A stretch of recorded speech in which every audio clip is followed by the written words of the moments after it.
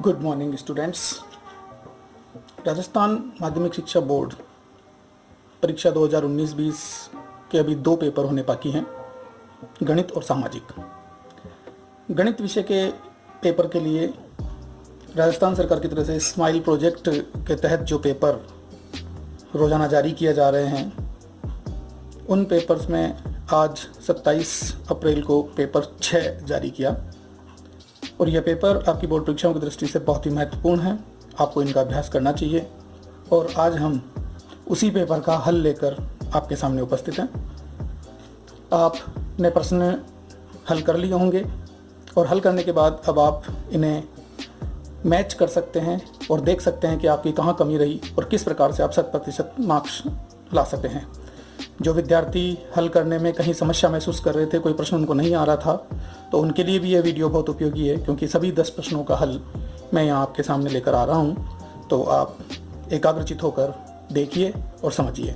जिन्होंने हल कर लिया उनको अपनी कमियाँ ढूंढने का पता लगेगा, कमियाँ ढूंढ सकेंगे और उनमें कैसे सुधार करना है ये पता लगेगा, और बाकी जिनकी कहीं कोई समस्या थी वो अपनी समस्या का समाधान कर सकते हैं। तो आइए शुरू करते हैं स्माइल प्रोजेक्ट का पेपर 6। पहला प्रश्न इसमें दिया है कि 196 के अभाज्य गुणनखंडों की घातों का योगफल ज्ञात कीजिए। आपको इसका हल करने के लिए सबसे पहले क्लियर है कि 196 के अभाज्य गुणनखंड कौन से हैं पता होने चाहिए। तो हम सबसे पहले इसका हल करने के लिए 196 के अभाज्य गुणनखंड पता करेंगे कि 196 के अभाज्य गुणनखंड कौन कौन से हैं। तो चलिए शुरू करते हैं। हम सबसे पहले 196 के अभाज्य गुणनखंड करते हैं। आपको दिख रहा है कि एक सम संख्या है और सम संख्या 2 से विभाजित होती है, इसलिए हम सर्वप्रथम इसमें 2 का भाग देते हैं और 2 का भाग देंगे तो 2 नाम 18, 1 बच गया तो 16 और 2 अट्ठे 16, 98 बार विभाजित हो गई है। फिर इसमें 2 का भाग जाएगा और 2 का भाग अगर 9 में देंगे तो 2 चौक 8 और 1 बच गया तो 18, 2 नाम 18। 49 आपको पता है, 49 7 के पहाड़े में आता है, यानी 7 का भाग जाएगा इसमें, 7 7 49 और फिर 7 में 7 का भाग एक बार गया। इस तरह से 196 के अभाज्य गुणनखंड हो गए। अब इन्हें हम लिख लेते हैं कि 196 is equal to 2 into 2 into 7 into 7। इस प्रकार से 196 के अभाज्य गुणनखंड हमारे सामने हैं। इनको अगर घातांक रूप में हम लिखें तो ये हो जाएंगे 2 की घात 2 इंटू 7 की घात 2। अब आइए आप प्रश्न पर प्रश्न हमसे क्या पूछ रहा है। 196 के अभाज्य गुणनखंडों की घातों का योगफल, ये अभाज्य गुणनखंड है 2 और 7, इनकी घात कितनी है 2 और 2, इन घातों का योगफल ज्ञात कीजिए। सिंपल हम यहाँ पर लिख के तरीके से कॉपी में लिख देंगे ताकि हमें पूरे मार्क्स मिल सके हैं। अभाज्य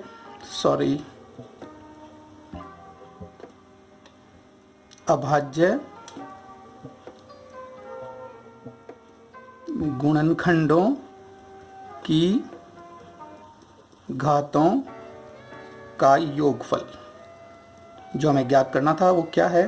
तो घातों का योगफल कितना है, 2 + 2 इज इक्वल टू 4। ये हमारा आंसर हो गया। इस प्रकार से हमारा ये प्रश्न पूरा सॉल्व हो गया और निश्चित रूप से आपको इसमें 100% मार्क्स मिलेंगे।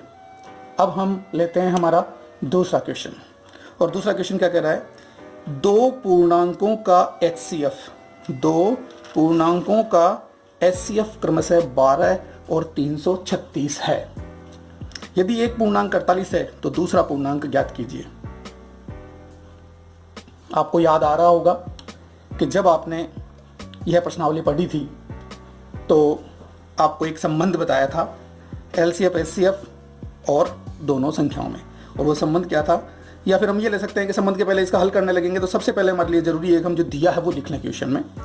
तो हमें यहाँ क्या दिया है, हमें दिया है 2 पूर्णांकों का HCF और LCM या LCF कुछ भी कह सकते हैं आप। तो सबसे पहले तो हमें एक तो दिया है HCF, और HCF कितना है यहाँ पर क्रमशः, यानी कि 12 है, और LCF कितना दिया है यहाँ पर 336। अच्छा, और क्या दिया है यहाँ पर, एक पूर्णांक 48 है। यहाँ पर आपको एक पूर्णांक भी दिया है जो कितना है 48 है, और आपको क्या करना है, दूसरा पूर्णांक हमें ज्ञात करना है। हमें दूसरा पूर्णांक ज्ञात करना है। हम इसे क्या करते हैं, x मान लेते हैं। माना दूसरा पूर्णांक x है। आप चाहें तो x माने या बिना माने भी कर सकते हैं। अब हम जानते हैं क्या जानते हैं आप, याद होगा आपको कौन सा संबंध लगेगा यहाँ पर, हम जानते हैं, क्या जानते हैं कि दो पूर्णांकों का गुणनफल, दोनों जिन दो पूर्णांकों का एलसीएम और एचसीएफ दिया हुआ है उन दोनों पूर्णांकों का गुणनफल, दोनों पूर्णांकों का गुणनफल किसके बराबर होता है? एचसीएफ इंटू एलसीएफ या एलसीएम आप जो भी बोलते हैं। दोनों पूर्णांकों का गुणनफल है वो एचसीएफ और एलसीएम के बिल्कुल बराबर या एचसीएफ के एलसीएफ इंटू एलसीएफ के बराबर होता है। तो यहाँ दोनों पूर्णांकों में से एक पूर्णांक दिया हुआ है आपको 48, एक पूर्णांक आपका आपने x मान लिया, दोनों का गुणनफल हो गया। एचसीएफ का मान देखिए कितना है यहाँ पर 12 गुणा एलसीएफ का मान कितना है 336। एक सिंपल सा समीकरण आपके सामने है और समीकरण सॉल्व करके आप इसका आंसर निकाल सकते हैं जो कि बिल्कुल आसान है। x को अपनी जगह रखिए और 48 को दूसरी तरफ भेजिए तो आपको पता होगा जब 48 का पक्षांतरण करेंगे और 48 इधर गुणा हो रहा है तो उधर जाकर क्या होगा, इसका भाग होगा। भाग होने के बाद अब आप इसे डिवाइड कर सकते हैं। 12 का भाग 48 में जा रहा है कितनी बार, 12 एकम 12 और 12 चौक 48 और 4 से ये 36 भी कट रहा है 336। देखिए 4 अट्ठे 32 और 4 चौक 16 यानी 4 एकम 4 और ये 4 से 84 बार कट गया। तो टोटल अब आपके पास कितना बचा, x इज इक्वल टू 84। और आपको यही ज्ञात करना था कि दूसरा पूर्णांक क्या है। आप अपने आंसर को ऐसे बॉक्स में बंद करके और अच्छे तरीके से आंसर दे सकते हैं और आप लिख सकते हैं अतः दूसरा पूर्णांक 84 है। ये आपका आंसर हो गया, फाइनल आंसर। तो ये आपने पूर्ण रूप से तरीके से इसका जवाब दिया है जिसमें कहीं कोई आपके मार्क्स नहीं कट सकते। तो आइए प्रश्न नंबर 3 पर चलते हैं।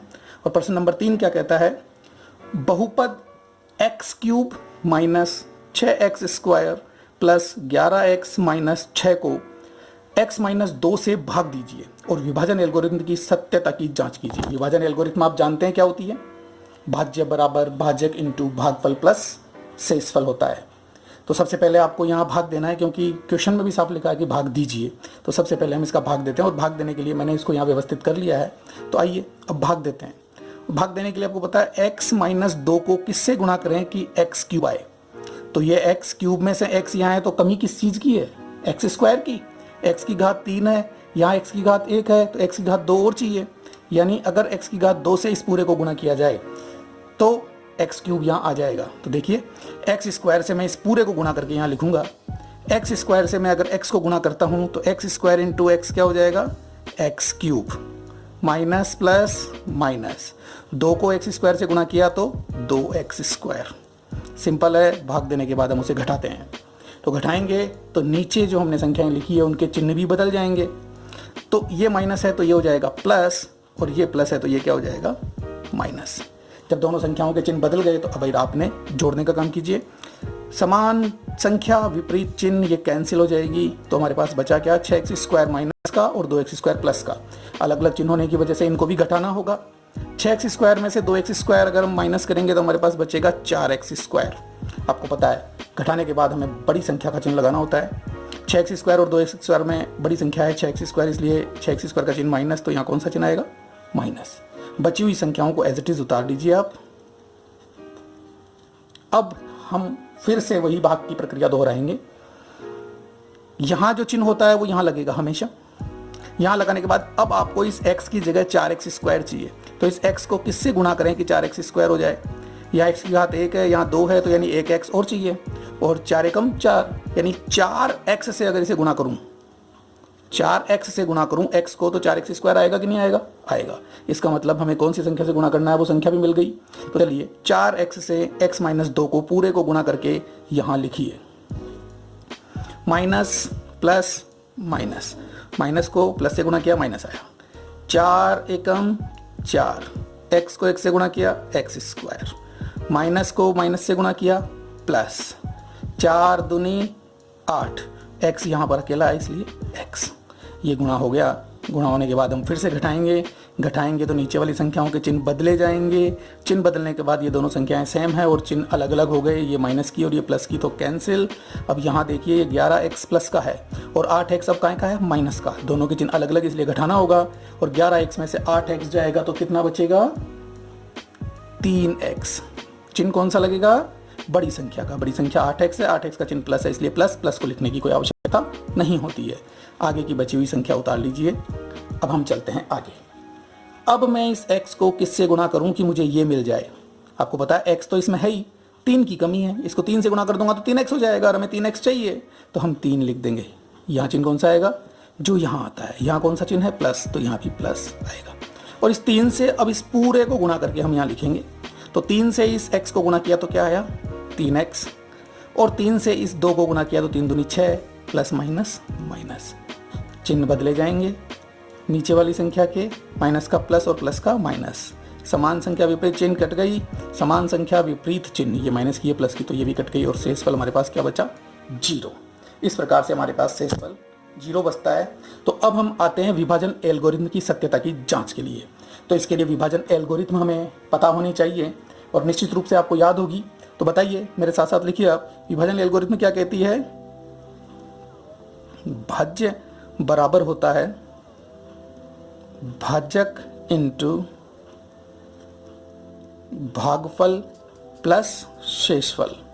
ये होती है विभाजन एल्गोरिथम। तो इस विभाजन एल्गोरिथम के अनुसार हम व्यवस्थित करते हैं। भाज्य कौन सा है, ये जो यहाँ बीच में जिसमें आपने भाग दिया है वो भाज्य होता है। तो हमारा भाज्य है x³ minus 6x² plus 11x minus 6 बराबर, भाजक क्या है, जिसका भाग दिया जाता है वो भाजक है। तो भाजक क्या है यहाँ पर, x माइनस 2। और भाजक किससे गुणा हो रहा है, भागफल से। भागफल कौन सा, ये जो भाग देने पर आंसर प्राप्त होता है। तो वो है हमारा x² माइनस 4x प्लस 3 और प्लस शेषफल। शेषफल कितना है, 0, तो वो हमने लिख दिया। अब हम इसे देखना चाहते हैं कि हमारी LHS साइड और RHS साइड बराबर है या नहीं, ये विभाजन एल्गोरिथम सत्य है या नहीं है। तो ये तो एज इट इज़ आएगी और इसे हम सॉल्व करेंगे। तो इसको तो एज इट इज़ लिख दीजिए, प्लस 11x माइनस 6। अब इनको हम गुणा करते हैं। तो पहले इस x से इस पूरे को गुणा कर दूं। x से x² को गुणा किया तो क्या आया, x³ minus plus minus, x को 4x से गुणा करूंगा तो 4x² प्लस प्लस प्लस, और x को इस 3 से गुणा किया तो 3x। अब हम चलते हैं -2 से इस पूरे को गुणा करते हैं। तो माइनस प्लस माइनस, 2 को x² से गुणा किया तो 2x² माइनस माइनस प्लस, 2 को 4x से गुणा किया तो 2 चौक 8x, और 2 को 3 से गुणा किया 2 तिया 6, लेकिन माइनस प्लस माइनस का 6 और प्लस में 0 है जिसे लिखने की कोई आवश्यकता नहीं है। चलिए अब हम आगे चलते हैं। x³ और कहीं है, नहीं है, सरलीकरण करते हैं इसका। x³ को एज इट इज़ लिखा, 4x² यहाँ भी है और 2x² यहाँ भी है, और दोनों समान चिन्ह के हैं इसलिए जुड़ जाएंगे। तो दोनों को जोड़ने पर 4 और 2 6x², बड़ी संख्या का चिन्ह माइनस आएगा, 4 और 2 6x²। अब आप देखिए x का एक पद ये रहा और एक पद ये रहा, दोनों पदों के चिन्ह समान है इसलिए ये दोनों भी जुड़ जाएंगे। 8 और 3 11, बड़ी संख्या का चिन्ह प्लस इसलिए प्लस आएगा, तो 8 और 3 11x, और लास्ट में क्या बचा, -6।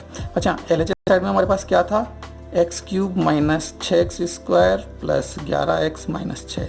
आप यहाँ देख रहे हैं कि ये साइड और ये साइड बिल्कुल समान है, तो हम लिख सकते हैं कि LHS is equal to RHS, hence prove, यानी कि हमारा संबंध सत्य है। हम लिख सकते हैं कि विभाजन एल्गोरिथम सत्य है। ये हमारा फाइनल आंसर होगा, विभाजन एल्गोरिथम सत्य है। ये हमारा फाइनल आंसर हो गया। इस प्रकार से हमारे 3 प्रश्न कंप्लीट होते हैं, और 3 प्रश्न कंप्लीट होने के बाद हम चलते हैं प्रश्न नंबर 4 पर। और प्रश्न नंबर 4 है हमारा आलेखीय विधि से समीकरणों का हल। तो सबसे पहले आलेखीय विधि से समीकरण हल करने के लिए हम इन 2 समीकरणों को लेते हैं। 2x प्लस y बराबर 6, इसे समीकरण 1 नाम दिया, और 2x माइनस y बराबर 2, इसे समीकरण हमने 2 नाम दिया। इस प्रकार से हमारे दोनों समीकरण हमारे पास हैं। और अब इन्हें हम सॉल्व करना प्रारंभ करते हैं।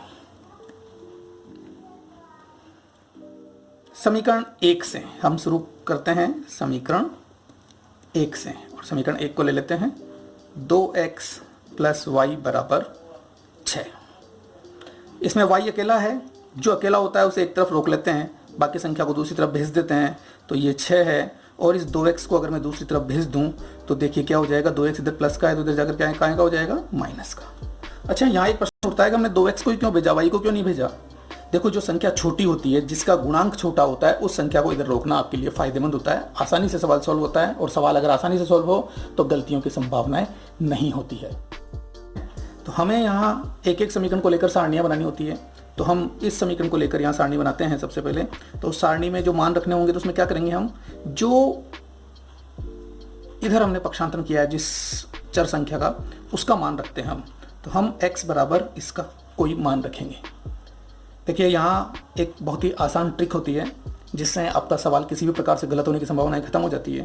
वैसे यहाँ हम x के कोई भी मान रख सकते हैं, x के कोई भी मान रख सकते हैं, लेकिन यहाँ अगर एक बार हम इन समीकरण को सोल्व करके एक मान निकाल लें और वही मान हम दूसरे समीकरण से भी निकाल लें तो हमारे लिए बहुत ईजी हो जाता है। तो आप दोनों में से किसी भी एक समीकरण को सोल्व कर मान निकाल लीजिए। मान लीजिए ये रफ वर्क है हमारा। ये रफ वर्क हम इस प्रकार करते हैं कि y = 6 हमारे पास दोनों समीकरण हैं, तो दोनों समीकरण लिख लीजिए, 2x + y = 6 और 2x - y = 2। युगपत समीकरण विधि जिसमें हम गुणांक समान बनाकर उनको हल करते हैं, तो उस प्रकार से इसको हल कर लीजिए। y और y के गुणांक समान है, चिन्ह लगे इसलिए कट जाएंगे, तो ये 2x और 2x क्या हो जाएंगे, जुड़ जाएंगे। 4x, 6 और 2 8। इस प्रकार से हमें x का मान कितना मिल गया, 8/4 यानी कि 2। तो हम एक मान तो कम से कम x = 2 निकालें, बाकी एक मान हमारी मर्जी से निकालेंगे हम। तो x बराबर मैं यहाँ सबसे पहले 0 रख देता हूँ कि x = 0, तो फिर y बराबर क्या होगा, तो y बराबर 6 - 2 और x की जगह मैंने रख दिया 0। सॉल्व किया तो 6 की जगह 6 माइनस 2 को 0 से गुणा किया तो 0, और मेरा जवाब आया 6। दूसरा मान आपको पता है, हमने पहले से ही डिसाइड कर लिया है कि हमें क्या रखना है, दूसरा मान 2 रखना है x का। तो x बराबर 2 रखते हैं, तो y बराबर 6 - 2 × 2, 6 - 2 दूनी 4, यानी जवाब कितना आ गया, 2। अब हमारी यहाँ ये सारणी तैयार हो जाती है। एक सारणी हम यहीं बना देंगे। एक सारणी में कम से कम 2 मानों की आवश्यकता है। आप चाहें तो यहाँ 3 मान भी निकाल सकते हैं। वैसे 2 मान पर्याप्त होते हैं, आप चाहें तो 2 से निकाल लें, वरना 3 से निकाल के करेंगे तो भी कोई दिक्कत नहीं होगी। ऊपर हम x के और नीचे हम y के मान लिखेंगे। x बराबर 0 है तो इसके संगत y का मान कितना आया हमारे पास, 6। और जब x बराबर 2 है तो y का मान कितना आया, 2। ये हमारी पहली सारणी कंप्लीट होती है। इसी प्रकार से अब हम दूसरी सारणी भी बनाएंगे जो कि दूसरे समीकरण से बनेगी। अब हम लेंगे समीकरण 2 से, समीकरण 2 से। तो लीजिए हम समीकरण 2 लेते हैं। तो साहब समीकरण 2 है 2x - y = 2। देखिए यहाँ हम y को रोक कर 2x को भेजेंगे। ये लीजिए -y बराबर ये 2 और 2x को भेजा तो माइनस का 2x। लेकिन दोस्तों एक प्रॉब्लम है कि ये माइनस आ गया है y के साथ। तो इस माइनस को हटाने का एक तरीका है, बहुत ही आसान है। जब भी आपको इस प्रकार से कोई माइनस परेशान करे तो उसे हटाने का बहुत ही आसान तरीका है कि इसे हटाने के लिए आप पूरे समीकरण के चिन्ह बदल दीजिए। क्या करना होगा, पूरे समीकरण के चिन्ह बदल दीजिए। जैसे कि मैं यहाँ माइनस का प्लस कर देता हूँ, इस प्लस का माइनस हो जाएगा और माइनस का प्लस। क्लियर है। चलिए अब हम x के मान यहाँ रखेंगे, इसके संगत में y के मान प्राप्त होंगे। तो साहब x बराबर, यहाँ पर आपको पता है कि पहले ही हमने x बराबर 2 डिसाइड कर रखा है, तो x बराबर 2 तो रखना है, बाकी आपकी मर्जी जो आप रखना चाहें। तो सबसे पहले मैं x बराबर 2 ही रख देता हूँ। x बराबर 2 तो फिर y बराबर क्या होगा, तो लीजिए x बराबर 2 तो y बराबर, हम सॉल्व करते हैं, -2 + 2 और x की जगह 2।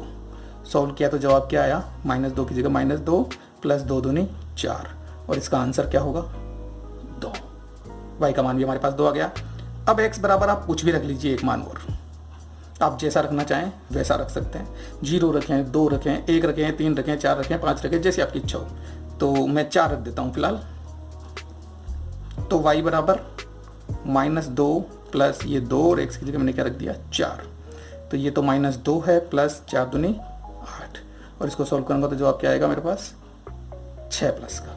यानी यहाँ भी हमारी एक सारणी तैयार हो जाती है और सारणी में हम उसी प्रकार से जैसे ऊपर सारणी व्यवस्थित की उसी प्रकार से हम यहाँ भी सारणी को व्यवस्थित कर लेंगे। x का मान 2 है तो इसके संगत y का मान कितना आया 2। x का मान 4 है तो इसके संगत y का मान कितना आया 6। इस प्रकार से हमारी 2 सारणियाँ मिल जाती हैं और इन सारणियों से अब हम ग्राफ हल करेंगे। तो अब हम ग्राफ पेपर लेते हैं और ग्राफ पेपर लेकर उस पर हम ग्राफ खींचते हैं। ग्राफ के लिए आपको पता है कि हमें एक लाइन x अक्ष और एक लाइन y अक्ष की खींचनी होगी। मैं यहाँ पर ग्राफ के लिए पेन का प्रयोग कर रहा हूँ, लेकिन आपको पेन का प्रयोग नहीं करना है। आपको जहाँ तक संभव है पेंसिल ही काम में लेनी है ग्राफ बनाने के लिए, ताकि गलत हो तो कुछ आप मिटा सकें। एक लाइन खड़ी और दूसरी लाइन आपको पता है कि हम यहाँ पर आड़ी लाइन खींचा करते हैं। खड़ी लाइन को y अक्ष कहते हैं और आड़ी लाइन को क्या कहते हैं x अक्ष।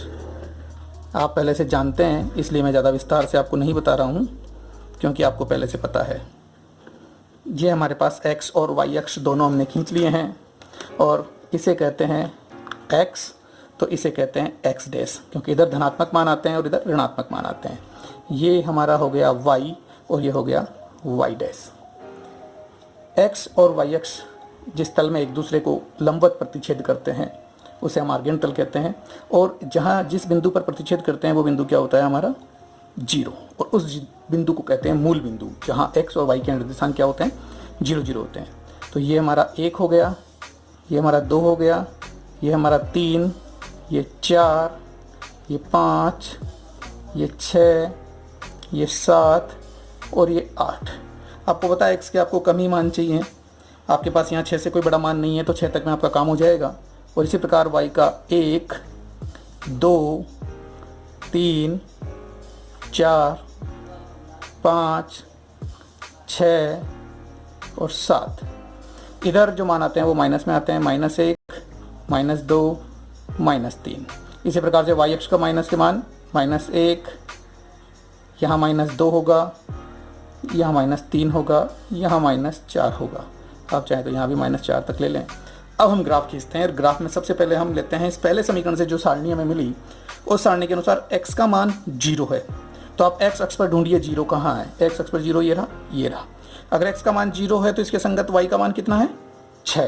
तो साहब y पर चलेंगे हम, और y पर 6 किधर मिलेगा ऊपर, तो हम y पर 6 के पास चलते हैं, ये रहा 6। यानी ये हमारा अभिष्ट वो बिंदु है जो हमें चाहिए। इस पर हमने गोला लगा दिया। दूसरा x का मान 2 है, x का मान 2 है तो इसके संगत y का मान कितना है 2। तो x के संगत चलेंगे हम, x के साथ साथ और 2 तक चलेंगे। y का मान 2 कहाँ मिलेगा नीचे, नहीं 2 तो ऊपर है। तो चलिए y का मान 2 कहाँ है, ये रहा। इसको भी हमने डॉटेड किया और इस पर भी गोला लगाया। अब हमारी एक लाइन रेडी है, तो हम इस एक लाइन को खींच लेते हैं। आपको पहले जब आपकी क्लास हुई है, आपको क्लास में पढ़ा है आपने, तब स्पष्ट रूप से आपको अच्छी तरह से पता है और बताया गया है कि क्योंकि इन समीकरणों से एक सीधी सरल रेखा मिलती है, इसलिए इन समीकरणों को हम सरल रेखीय समीकरण भी कहते हैं। इसी प्रकार से सारणी 2 दी गई है, इस सारणी 2 से भी हम फिर से लाइन खींचते हैं। तो x का मान 2, तो इसके संगत y का मान 2 है जो बिंदु पहले से लगा हुआ है, और x का मान 4, ये रहा x का मान 4, तो संगत y का मान कितना है 6। तो लीजिए y का मान 6 कहाँ होगा, ये होगा 4 के संगत y का मान 6। ये हमने डॉट लगाया और इसको भी गोला लगा के बंद कर दिया। अब ये हमारी लाइन है जो दूसरे समीकरण से प्राप्त है। तो इस लाइन को भी बहुत ही सावधानीपूर्वक ये ध्यान रखिएगा कि आप अगर लाइन ज़रा सी डिस्टर्ब खींचेंगे तो आपके मार्क्स कटने की संभावना बन जाती है। ये हमारा ग्राफ बन गया। ग्राफ बनने के बाद आपको पता है कि आपको पैमाना लिखना होता है, तो आप यहाँ पैमाना लिख दीजिए। पैमाना x अक्ष पर लिखते हैं सबसे पहले हम, और x अक्ष पर आपने क्या लिया है, x अक्ष पर आपने लिया है 1 सेंटीमीटर बराबर 1 इकाई। इसी प्रकार से y अक्ष पर आपने जो पैमाना लिया है वो भी लिख देंगे, और y अक्ष पर भी हमने 1 सेंटीमीटर बराबर क्या लिया है 1 इकाई। हमारा ग्राफ का काम कंप्लीट हो गया। ये जो कटान बिंदु होता है वही हमारा हल होता है। अगर आपके पास समय है तो आप इसे डॉटेड लाइन से दिखा दीजिए। आपका ग्राफ सुंदर और आकर्षक होगा। शिक्षक या परीक्षक आपको नंबर देने के लिए बाध्य होंगे। इस बिंदु के निर्देशांक भी आप लिख दीजिए। आप अगर इन दो बिंदुओं के निर्देशांक भी लिख देंगे तो बेस्ट होगा। ये आपका बिंदु था 4, 6 और ये आपका बिंदु था 0, 6। आपका ये ग्राफ कंप्लीट है। कहीं कोई मार्क्स कटने की इसमें कहीं कोई संभावना नहीं है। अब इससे आपको जो हल मिला है वो हल मिल चुका है और आप चाहें तो यहाँ लिख सकते हैं हल। इन दोनों समीकरणों का हल क्या है? x बराबर 2 और y बराबर 2। ये आपका एक आंसर हो गया है। लेकिन आपका क्वेश्चन अभी पूरा नहीं हुआ है। आपका क्वेश्चन कह रहा है कि इसकी सहायता से संबंध 6x + 7y बराबर p में p का मान ज्ञात कीजिए। तो यानी ये x और y के मान हम इस संबंध में रखकर p का मान ज्ञात करेंगे। तो मैं ग्राफ को जरा साइड में ले लेता हूँ और जैसा कि आपको पता है कि आपके पास x और y के मान आ गए हैं, तो यहाँ हल आपको मिल चुका है। हल क्या है साहब? कि x बराबर 2 और y बराबर भी 2। ये आपको हल मिल चुका है। अब इसकी सहायता से अब इन संबंध को लेते हैं। तो साहब ये x तथा जो y का मान आया है, इस x तथा y का मान संबंध, कौन से संबंध में? जो हमें दिया गया है। इस संबंध 6x + 7y बराबर p में रखने पर, चलिए रख देते हैं। 6x की जगह 2 + 7 y की जगह भी 2 बराबर p। सॉल्व किया तो 6 दूनी 12, 7 दूनी 14 बराबर p। और दोनों को जोड़ा तो कितना आया? 10 और 10 20 और 6 26 बराबर p, यानी कि p बराबर 26। ये आपका इस प्रश्न का सेकंड आंसर भी आ गया है। यानी आपके प्रश्न का पूरा हल आपने कर दिया है। तो अब निश्चित रूप से आपको इसका पूरे मार्क्स मिलेंगे क्योंकि आपने पूरा हल किया है। अब हम चलते हैं प्रश्न नंबर 5 पर। और प्रश्न नंबर 5 आप देख रहे हैं, किसी एपी के प्रथम 12 पदों का योगफल 468 है। किसी एपी के प्रथम 12 पदों का योगफल 468 है और इसका सार्वअंतर 6 है। तो 10वां पद ज्ञात कीजिए। इसे हल करने के लिए सबसे पहले हम लिख लेते हैं, दिया है 12 पदों का योगफल 468 और d बराबर क्या दिया गया है? 6। तो आपको जो दिया गया है उसे लेकर चलते हैं और हमें ज्ञात क्या करना है? हमें ज्ञात करना है 10वां पद। तो ठीक है साहब, जो दिया है उसे लेते हैं। आपको S12 बराबर 468 दिया है और S12 यानी कि पदों के योगफल का सूत्र क्या होता है? n/2 × 2a + n-1 × d बराबर 468। यानी 12 पदों का योगफल बराबर 468। तो जो मान हमारे पास दिए गए हैं उनको लेकर चलते हैं आगे। n का मान कितना है? 12 बटा 2। a का मान हमें दिया नहीं गया है तो a को यूं ही लिखेंगे। n का मान आपके पास 12 है तो 12 - 1 और d का मान कितना है? 6। 468 ऐसा का ऐसा हमने रख दिया। 12 और 2 कटकर यहाँ क्या आ जाएगा? 6। तो साहब ये आपका हो गया 6 2a + 12 - 1 यानी 11 और 11 को 6 से गुणा करेंगे तो 66 बराबर कितना हो गया? 468। 6 का पक्षांतरण कर दूं तो ये आ जाएगा 2a + 66 बराबर 468 बटा 6। अब आपको पता है कि 468 में आपको 6 का भाग देना होगा। तो साहब 6 का भाग दीजिए इसमें। आपके पास जो भी आएगा उसे हम यहाँ लिखेंगे साहब 6 सत्ते 42। 6 सत्ते 42 कितना बचा? 4 48 और 6 अट्ठे 48 यानी आपके पास कितना आ गया? 78। और अब आप 2a का मान बहुत ही आसानी से निकाल सकते हैं। 2a बराबर 78। 66 को इधर भेज देंगे, पक्षांतरण हो जाएगा, माइनस का हो जाएगा। तो 2a बराबर माइनस कर दीजिए। माइनस करने पर क्या आता है? 8 में से 6 गया तो 2 और 7 में से 6 गया तो 1। 2a बराबर 12 तो फिर a बराबर कितना होगा? 12 बटा 2 यानी a बराबर कितना हो गया? 6। आपके a का मान आपके पास आ गया। आपसे 10वां पद पूछा है तो अब आप 10वां पद निकाल सकते हैं। तो साहब 10वां पद कितना होता है? a + 9d।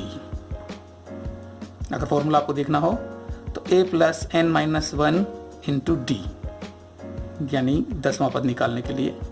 तो आपको पता है कि जो भी पद निकालना होता है उससे एक कम, इसलिए मैंने यहाँ डायरेक्ट 10 - 1 क्या लिख दिया, 9। इसलिए मैंने डायरेक्ट यहाँ पर ये यूज़ किया है और आपको निश्चित रूप से डायरेक्ट याद होगा, इसलिए आप डायरेक्ट यूज़ कीजिए। और अब हम मान रखते हैं ए का मान 6 है, 9 है और डी का मान कितना है, 6।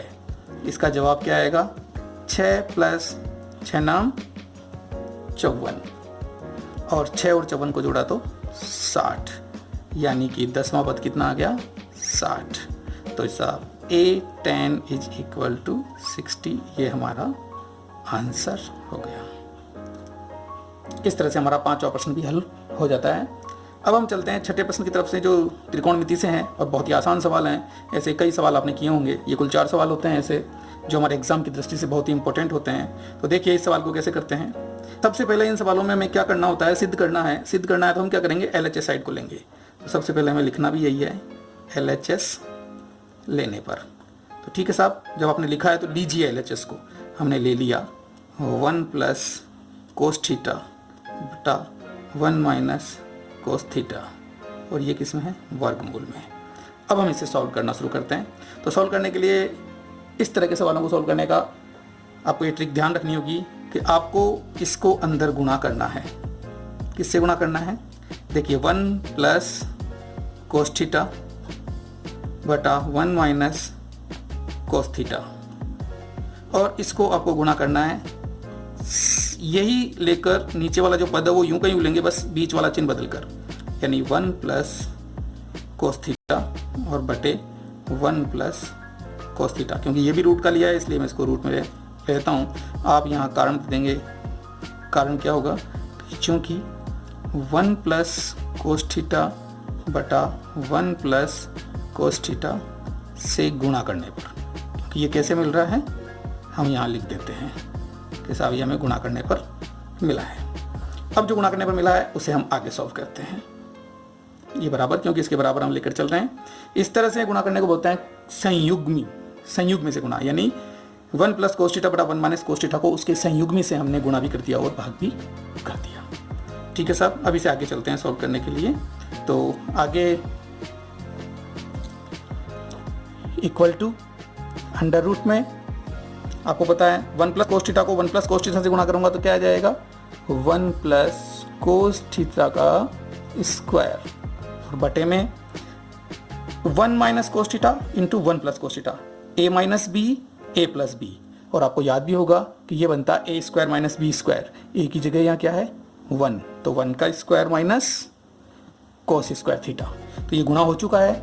इसे और सरल करूँ तो अंडर रूट में 1 + cos θ का स्क्वायर और बटे में 1 का स्क्वायर 1 होता है माइनस cos² θ। रूट को पूरे में लगा दीजिए। 1 + cos θ, एक बार और इसको एज इट इज लिख देते हैं क्योंकि हमें वर्गमूल हटाना होगा, जो एक साथ हटा देंगे। 1 - cos² θ बराबर आप जानते हैं क्या होता है, 1 - cos² θ बराबर होता है sin² θ। तो इसको हम 1 - cos² θ बराबर क्या लिख देते हैं, sin² θ, क्योंकि 1 - cos² θ बराबर sin² θ होता है, इसलिए हमने यहाँ पर 1 - cos² की जगह क्या लिख दिया, sin² θ।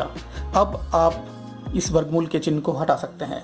तो देखिए ये वर्गमूल इस स्क्वायर से कैंसिल हो जाएगा, क्योंकि वर्ग और वर्गमूल दोनों एक दूसरे के विपरीत होते हैं।